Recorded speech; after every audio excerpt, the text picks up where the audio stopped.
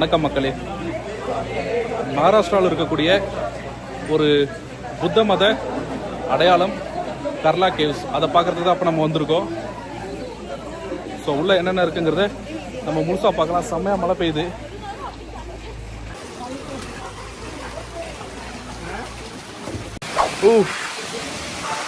மலை மேலே ஏறிட்டு இருக்காங்க. ரொம்ப ரொம்ப கஷ்டமாக இருக்குது. நீங்கள் பார்க்கலாம், செம்ம மலை. இந்த மலையிலே ஏறது ரொம்ப கஷ்டமாக இருக்குது. அதனால் ஒர்த்துங்க. இங்கே பாருங்கள், அப்படியே இந்த மாதிரி நீர்வீழ்ச்சிகள்லாம் இருக்குது வர்ற வழியில்.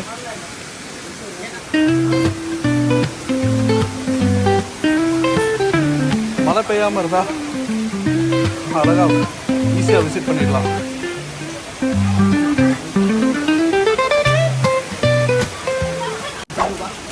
மழை சும்மா கொட்டுன்னு கொட்டுதுங்க போகிற வழியில்.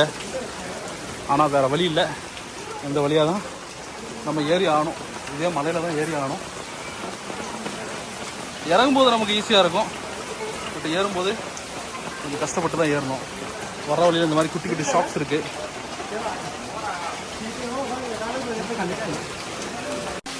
ஸோ கர்லா கேவ்ஸ்குள்ளே நம்ம நுழைஞ்சிட்டாங்க. வாவ் வாவ், நுழைஞ்ச உடனே பாருங்கள், செம்ம சீனிக்காக இருக்குங்க. இங்கே பாருங்கள், அடேங்க அப்பா, மலை மேலேருந்து ஒரு ஃபால்ஸ் கொட்டுதுங்க. ஐயோ, செம்ம சீனிக்காக இருக்குங்க. வாவ், இந்த அளவுக்கு இதை நான் எதிர்பார்க்கவே இல்லை. பாருங்களேன், வேற லெவலில் இருக்கு.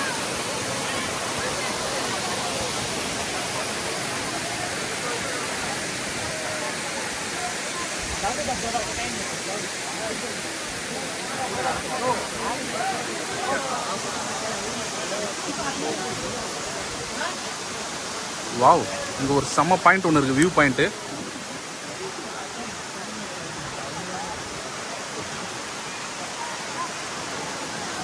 லோனாவாலா உண்மையாக பியூட்டிஃபுல்லான செட்டிங்க. இங்கே பாருங்கள், இதுதான் அந்த கர்லா கேவ்ஸோட என்ட்ரன்ஸு. அதை நீங்கள் இங்கேருந்தே பார்க்கலாம். செம்மையாக மழை பெய்யுது. மழையில் நனைஞ்சிட்டே தான் உங்களுக்காக வீடியோ எடுக்கிறேன். 2300 வருடங்களுக்கு முன்பு புத்த மதத்தினரால் உருவாக்கப்பட்ட ஒரு சில குகைகள் இருக்குது இந்த இடத்துல.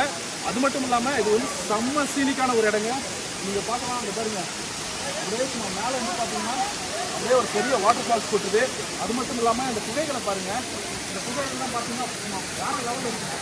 குகைகள்லாம் பாருங்கள், எத்தனை வருஷத்துக்கு பழமையான குகைகள் அப்படிங்கிறது கட்டட அமைப்பை பார்த்தாலே உங்களுக்கு அவ்வளோ பழமையான குகைகள், அட்டகாசமான இருக்குது. செம்ம சீனிக்கான இடம். இந்த இடத்த நம்ம இன்னைக்கு முழுமையாக பார்க்க போகிறோம், சுற்றி காட்ட போகிறேன். மறக்காமல் ஃபுல் வீடியோ பாருங்கள். செம்மையான ஒரு வீடியோ உங்களுக்கு காத்துட்ருக்கு. இவ்வளோ ஒரு பியூட்டிஃபுல்லான பனி படர்ந்த ஒரு இடத்த நீங்கள் பார்த்துருப்பீங்களான்னு சொல்லிட்டு தெரில, அதுவும் இந்த சீசனில். இது பாருங்கள், நீங்கள் இருக்கக்கூடிய இடம் லோனாவாலாவில் இருக்கக்கூடிய கர்லா கேவ்ஸ். ஸோ இந்த குகைகள்லாம் பார்த்தீங்கன்னா ஏறக்குறைய 2300 ஆண்டுகளுக்கு முன்பு இருந்தே பார்த்தீங்கன்னா புழக்கத்தில் இருக்குது. அதிலும் குறிப்பாக புத்தர் காலகட்டத்தில் இந்த குகைகள்லாம் புத்திசம் சார்ந்தவையாக இருந்தது. இன்றைக்கி இது இந்து மத கோவில்களாக மாறிடுச்சு. ஆனால் அது எல்லாமே புத்திசம் சார்ந்தவை தான். இந்த கோவில்கள் எல்லாமே புத்த மதத்துக்காக உருவாக்கப்பட்டவை தான். பாருங்கள், அங்கங்கே இந்த சிறு சிறு ஓடைகள்லாம் அப்படியே மேலேருந்து ஊற்றுது பாருங்கள். வாவ், ஸ்பெக்டாகுலர் காட்சிங்க. வேறு லெவலில் இருக்குங்க. அங்கே பாருங்கள், செம்ம சீனிக்காக இருக்குது இந்த இடம். இந்த குகைகள்லாம் பாருங்கள், இது எல்லாமே புத்த மத குகைகள். ஆனால் காலப்போக்கில் அது எல்லாமே இன்றைக்கி இந்து மத கோவில்களாக மாறிடுச்சு. நிறைய சுற்றுலா பயணிகளும் படையெடுக்க ஆரம்பிச்சிட்டாங்க. சுற்றுலா பயணிகள் மட்டும் இல்லை, பக்தர்களும் படையெடுக்க ஆரம்பிச்சிட்டாங்க. பாருங்கள், அங்கங்கிருந்து மக்கள் எட்டி பார்க்குறாங்க பாருங்கள் அந்த குகைக்குள்ள இருந்து. அதெல்லாம் பெரிய விஷயங்க. ராக் டெம்பிள்ஸ் அப்படிங்கிறது உலக அதிசயத்தில் நம்ம சேர்க்கணும். இன்னும் சொல்லப்போனால்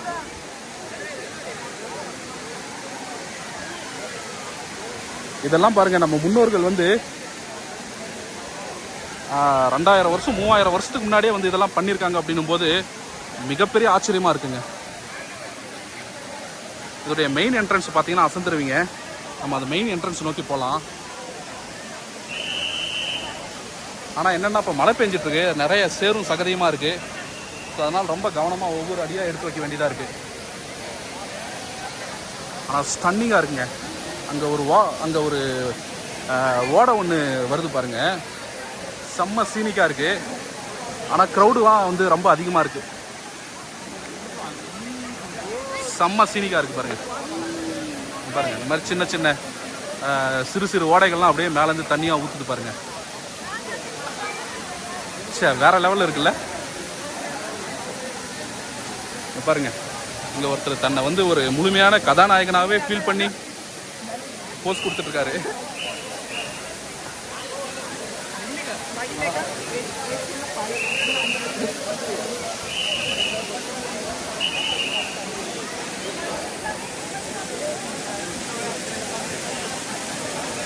எப்படி இருக்கு பார்த்தீங்களா? அப்படியே அந்த மலைத்துளிகள் ஊத்துறதெல்லாம் பார்க்கறதுக்கு ரொம்ப ரம்மியமாக இருக்குது. அப்படியே நம்ம அந்த ஃபால்ஸ் கிட்ட நடந்து போவோம். ரொம்ப கஷ்டப்பட்டு மேலே ஏறி வந்தோம், ஆனால் ஒர்த்துங்க, அது பார்க்கறதுக்கு ரொம்ப ஒர்த்தாக இருக்குது. பாருங்க அந்த ஃபால்ஸ் பாருங்க.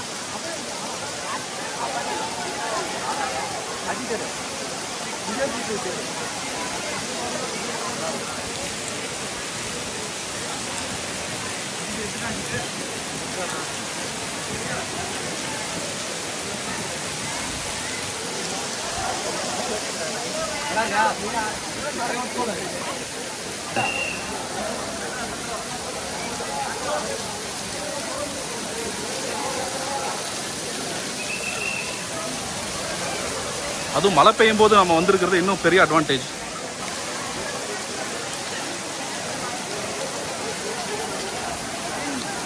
இதெல்லாம் ஏதோ ஆர்டிஃபிஷியல் இன்டெலிஜென்ஸ் வச்சு கிரியேட் பண்ணிட்டேன்னு சொல்லிட்டு நினைக்காதீங்க. இதெல்லாம் நேச்சுரல் உண்மையான புகைப்படம்.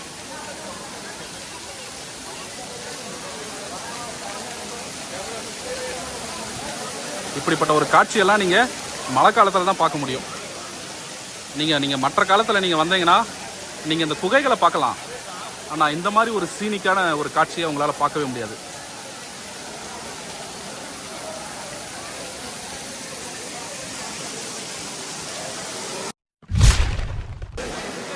வாவ், இந்த ஆர்ச் பாருங்க,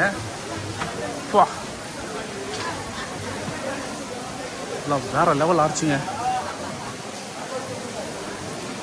இதெல்லாம் வந்து 2300 ஆண்டுகளுக்கு முன்பு நம்மளுடைய முன்னோர்கள் செதுக்கியிருக்காங்க அப்படின்னும் போது இதெல்லாம் வந்து உலக அதிசயம் தாங்க. எந்த ஒரு தொழில்நுட்பமும் இல்லாத காலகட்டத்தில் இதெல்லாம் செதுக்கப்பட்டு இருக்குது. பெரிய பெரிய மாபெரும் பாறைகளையும் மலைகளையும் கொடைஞ்சி இந்த மாதிரி ஒரு குடவரை கோவில்கள் உண்டாக்குறது அப்படிங்கிறதுலாம் சாதாரணமான விஷயம் கிடையாது. இங்க பாருங்க, இங்க ஒரு பெரிய தூண் ஒன்று இருக்கு பாருங்க. இது வந்து அசோக தூண். செம்மையாக மழை பெய்யுது. மலையிலே இருந்து தான் நான் உங்களுக்காக இதெல்லாம் எடுக்கிறேன். உங்களுக்காக மட்டும் இல்லை, எனக்காகவும் சேர்த்து தான். ஏன்னா இது எனக்கும் ஆர்வம் இருக்கிறதுனால தான் அதை நான் எடுக்கிறேன். வெறுமனே உங்களுக்காக மட்டும் இந்த யூடியூப்பில் போட்டால் பணம் கிடைக்கும் அப்படிங்கிற ஒரு காரணத்துக்காக மட்டும் கிடையாது. அது காரணமே கிடையாது. யூடியூப்பில் போட்டால் பணம் கிடைக்கும் அப்படிங்கிறது காரணமே கிடையாது. இன்னும் சொல்லப்போனால் எனக்கு பிடிச்சிருக்குது, விருப்பம் இருக்குது, அதனால் எடுக்கிறேன். ஸோ அப்படியே நம்ம உள்ளே போய் பார்ப்போம். இந்த கேவுக்குள்ளே என்னென்ன அதிசயங்கள் புதஞ்சு கிடக்குது, என்னென்ன வரலாறுகள் புதஞ்சு கிடக்குது, எல்லா விஷயத்தையும் நம்ம இன்னைக்கு இதில் கவர் பண்ணிடலாம். முடிஞ்ச வரைக்கும் நான் கவர் பண்ணுறேன். உங்களுடைய ஆதரவு கொடுங்க. அட என்ட்ரன்ஸே பாருங்க,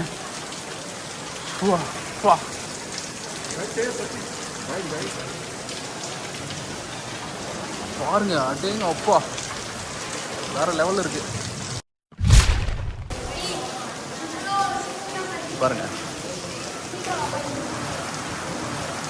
இதெல்லாம் பாறைகளே கொடைஞ்சு உருவாக்கியிருக்காங்க. எப்போ? 2300 வருஷத்துக்கு முன்னாடி.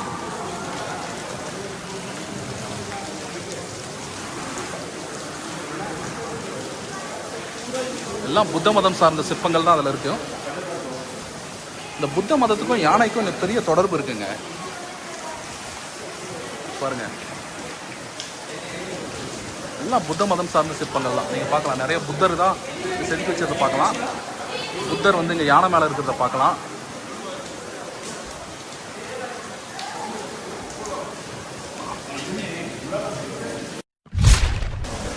இதில் நீங்கள் பார்க்கலாம், புத்தர் வந்து வில்லு வச்சிருக்கிற மாதிரி ஒரு சிற்பத்தை நீங்கள் பார்க்கலாம்.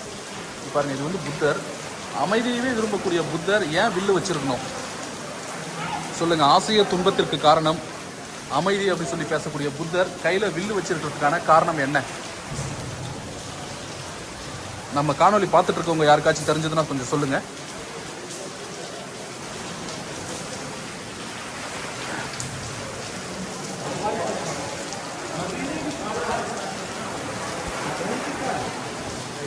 நிறைய சிற்பங்கள் இருக்கு. இந்த சிற்பங்கள் ஒவ்வொன்றும் சொல்லக்கூடிய செய்தி என்ன? இதை ஏன் புத்த மத கோவிலாவே நம்ம பராமரிக்கல அப்படிங்கிறதெல்லாம் நம்ம கேள்வி எழுப்பணுங்க. இன்னைக்கு வந்து இந்து மதம் வந்து தலை தோங்கி இருக்கு அப்படிங்கிற ஒரே ஒரு காரணத்துக்காக இதை வந்து இந்து கோவிலா மாத்துறது எந்த விதத்தில் ஏற்புடையது? புத்த மத கோவில் அப்படின்னா அது புத்த மத கோவிலாவே அதை நம்ம மெயின்டைன் பண்றதுல என்ன சிக்கல்?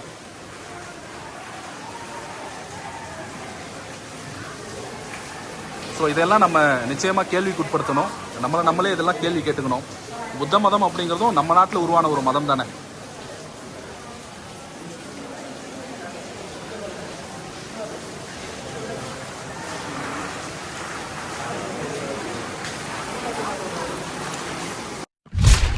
இன்னைக்கு இருக்கக்கூடிய டெக்னாலஜியில் இந்த மாதிரியான மிக பிரம்மாண்டமான ஆர்கிடெக்சர்லாம் கட்டுறது ரொம்ப எளிது.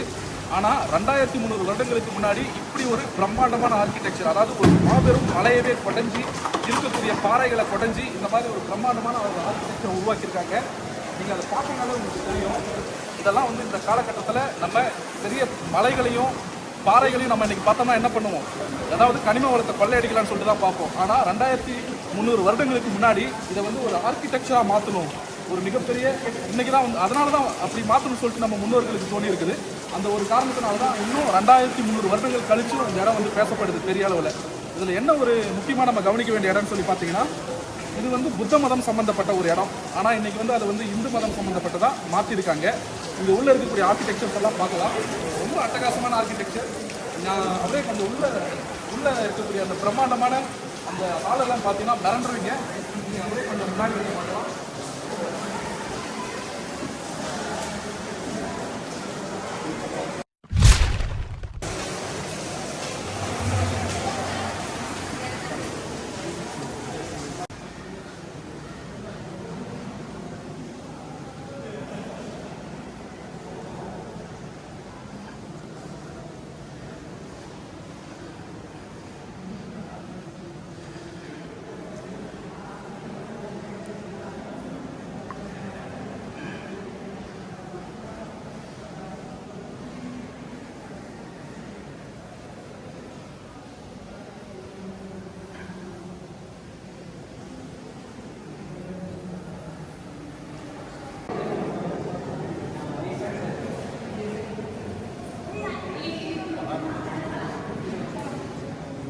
இங்கே இருக்கக்கூடிய தூண்கள் எல்லாத்தையும் பாருங்க.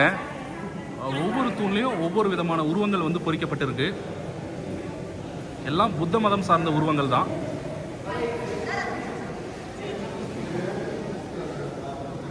இந்த ஆர்கிடெக்சர் இங்கே நீங்கள் பார்க்கலாம். இந்த எழுத்துக்கள்லாம் வந்து பார்த்தீங்கன்னா இது வந்து பிராகிருத எழுத்துக்கள் அப்படின்னு சொல்கிறாங்க.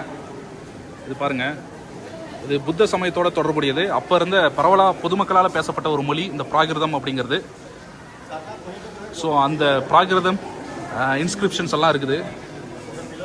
ஸோ இது வந்து பார்த்திங்கன்னா புத்த மதம் சார்ந்த துறவிகள் அல்லது புத்த மதம் சார்ந்த மக்கள் வந்து பார்த்திங்கன்னா அவர்கள் வந்து வழிபாடு நடத்தக்கூடிய ஒரு இடம். இது வந்து ஸ்தூபா அப்படின்னு சொல்கிறாங்க. இந்த இடத்துல வந்து some relics of Buddha, maybe அவருடைய பல்லு இல்லாட்டி புத்தருடைய ஹேரு சம்திங் ஏதோ இருக்குது அப்படின்னு சொல்லிட்டு மக்கள் நம்புகிறாங்க.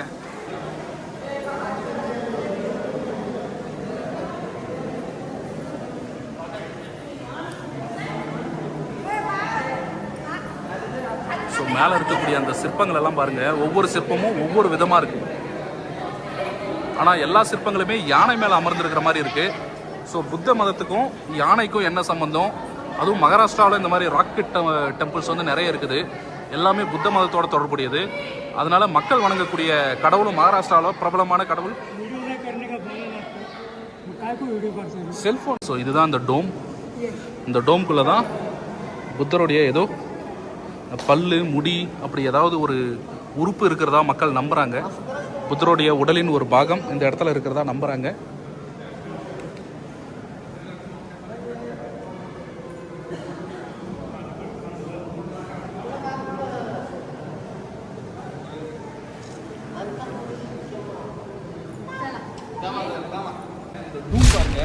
ரூமில் வந்து பார்த்தீங்கன்னா புத்தருடைய உடலின் ஒரு பாகம் இருக்கிறதா நம்பப்படுது.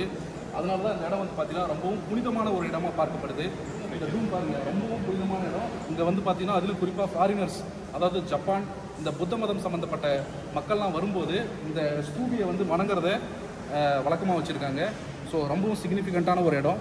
ஸோ ரொம்ப புனிதமான ஒரு இடத்துல இருக்கோம் நம்ம.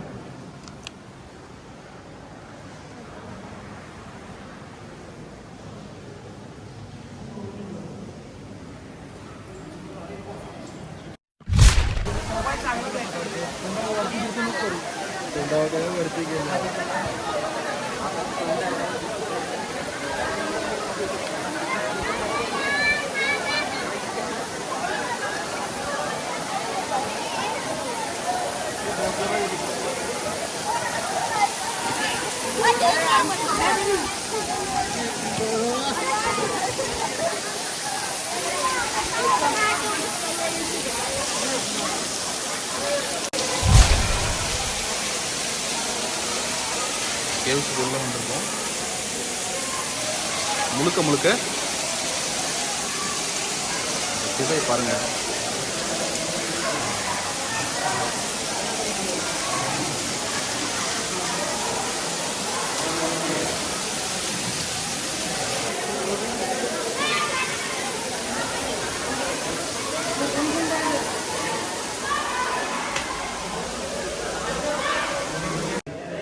ஸோ இந்த ரூம்குள்ளே பார்த்தீங்கன்னா அங்கே பாருங்கள், இந்த மாதிரி பெட்டு போட்டிருக்காங்க இல்லைங்களா, இது வந்து சீனியர் மாங்ஸுக்கு.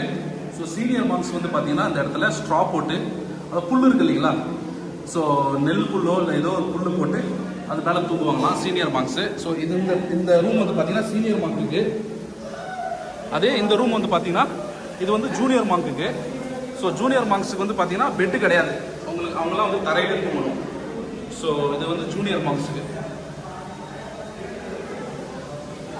ஸோ ரொம்ப பார்க்கறதுக்கு எப்படி இருக்கு பாருங்க. ஸோ 2300 வருஷத்துக்கு முன்னாடி புத்த மதத்தில் இப்படியெல்லாம் வாழ்ந்துருக்காங்க. இதெல்லாம் வந்து பார்த்தீங்கன்னா டார்மிட்ரி. ஸோ இந்த ரூம் வந்து பாருங்கள், இது வந்து சீனியர் மார்க்கோட ரூமு. ஸோ மொத்தமாக இந்த ஹாலே வந்து பார்த்தீங்கன்னா it's a dormitory. So it's a whole dormitory. இங்கேருந்து you can see the view. எப்படி இருக்கு பாருங்க, நம்ம வேற லெவல் இருக்குல்ல.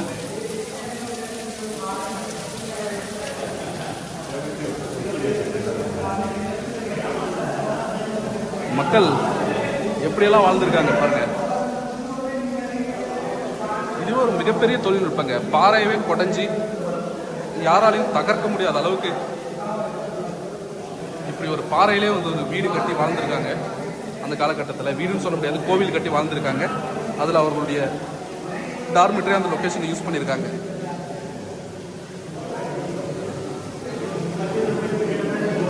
ஸோ இதெல்லாம் பாருங்க.